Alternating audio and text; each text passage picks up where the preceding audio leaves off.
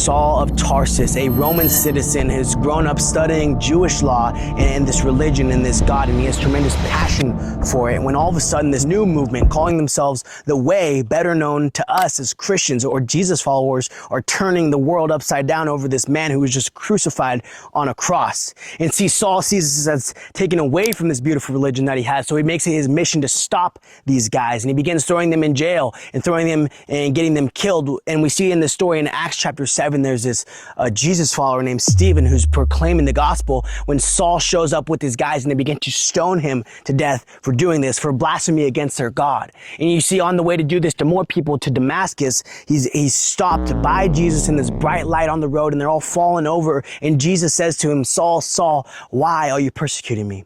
And he would go on to become one of the greatest Christian influences the modern world has seen. You see, the difference between Saul then and Saul now was that he didn't have an encounter with Jesus Christ. He thought that he knew him, but he truly didn't. And when he did have this encounter, everything changed for Saul. He began to go on great mission trips. He was shipwrecked. He was starving. He was beaten, and he ultimately died for this Jesus guy, right?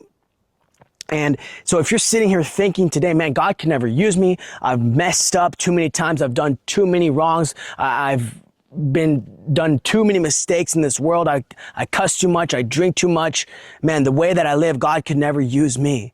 But let me tell you, Saul considered himself the chief of sinners, right? And yet we see that God used him so magnificently. So no matter what you've done, trust and believe that God could use you, right? All right. God bless.